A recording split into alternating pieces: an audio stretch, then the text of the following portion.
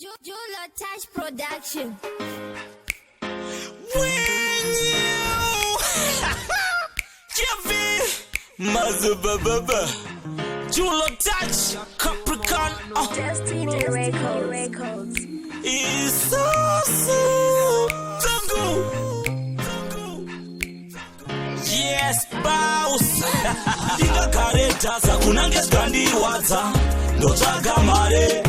muri kumba inodasadza maproblems akawanda vanoda mare saka ndinoifira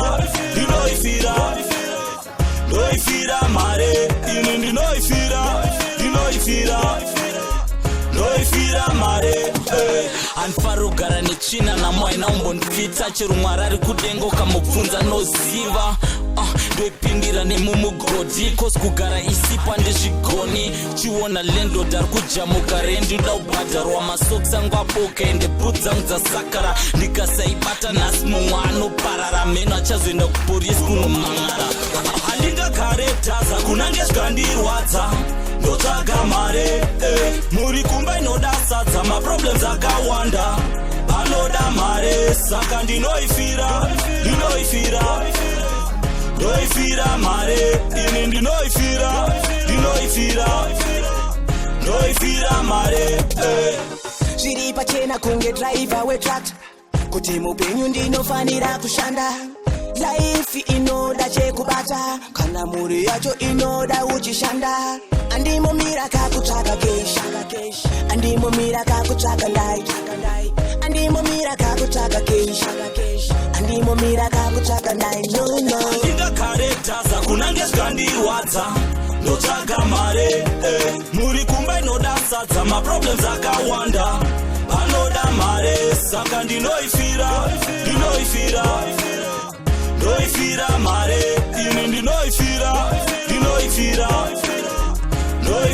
mare mukaona tichiimba so kumakanzara pana pataishingirira dai zvaisabhadhara chiniga chinakidze dumbu risati razara ndosaka muchiona yozidzungura kazara kana uchida kundinzwa chimbotsvaya kundivhara pakutsvaga mara ndidi kushandira mahara ndichidikitira ndichipushana nemabhara iwewo uya nerose ruchida kunditsara unofira handingagare dhaza kunange zvikandirwadza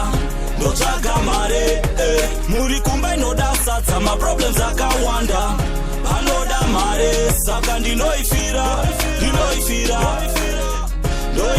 mare ini ndinoifira mare anfaro kugara netsvina namwaina umbondipfitsa chero mwari ari kudenga ukamubvunza noziva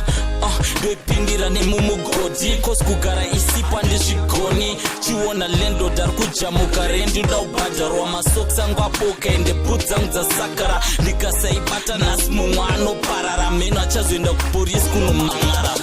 handingagare dhaza kunange zvikandirwadza ndotsvaga mare muri kumba inoda sadza maproblems akawanda vanoda mare saka ndinoifira mare ini ndinoifira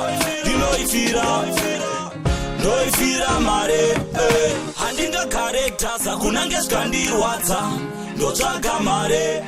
muri kumba inoda sadza maproblems akawanda vanoda mare saka ndinoifira mare ini ndinoifira mare Jula Touch Production.